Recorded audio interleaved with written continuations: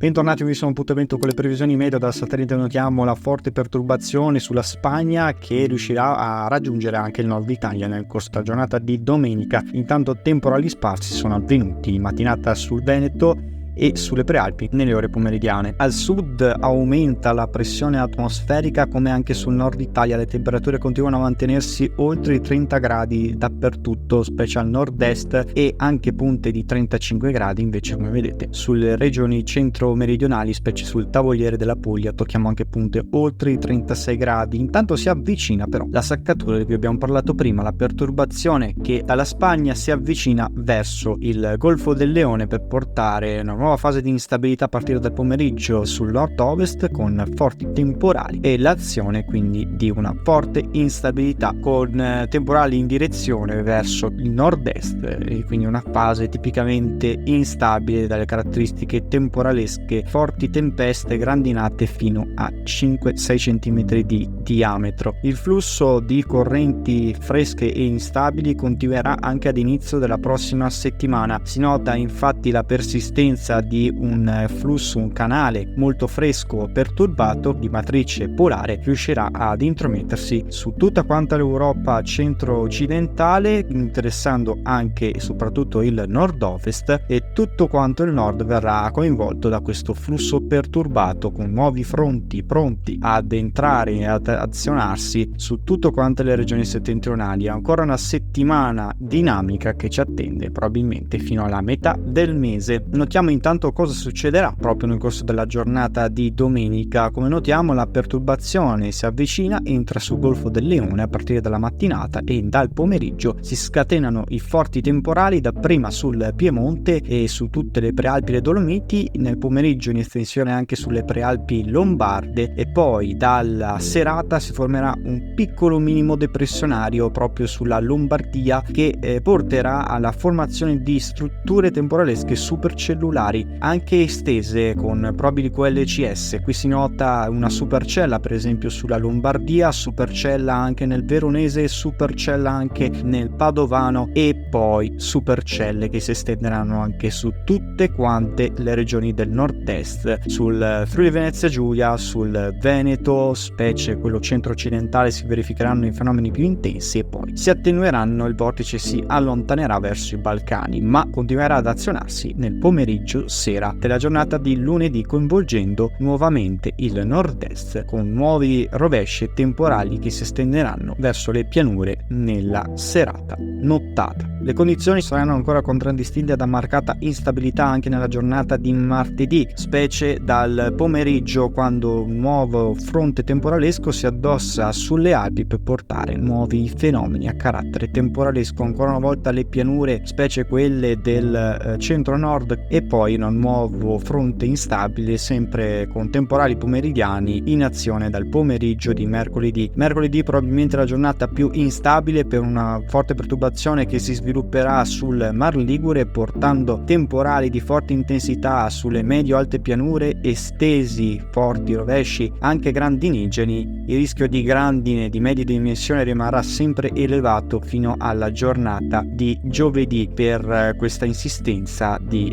perturbazioni, in via vai di fronti temporaleschi e perturbazioni che raggiungono sempre il cuore del centro Italia, portando anche delle nevicate a quote insolitamente basse per la stagione. Andiamo a vedere invece la previsione prevista appunto per i prossimi giorni, una tendenza che vede, come vedete, una fase di scambio dei meridiani. Infatti in questo caso notiamo una parte relativamente più fredda, l'aria più fredda di natura polare che interesserà molte nazioni a nord, e in questa grafica il clima sarà insolitamente fresco per il periodo, come vedete sul nord Italia, sull'Europa centrale, quella occidentale. Al contrario, altre regioni invece continueranno a sperimentare condizioni di caldo intenso con l'anticiclone africano subtropicale, temperature sempre sopra la media o molto sopra la media, temperature sopra i 35 gradi che continueranno a insistere sulla Puglia, sulla Calabria, sulla Basilicata e sulla Sicilia in modo particolare. Un'Italia spaccata in due, con nord favorevole a precipitazioni, il sud invece con clima sempre secco, ci interesserà fino alla seconda decade del mese di giugno, molto probabilmente dopo dopo la metà del mese. Tutto questo confermato dai centri di calcolo, dai centri sperimentali. Continuate a seguirci per non perdere i prossimi contenuti.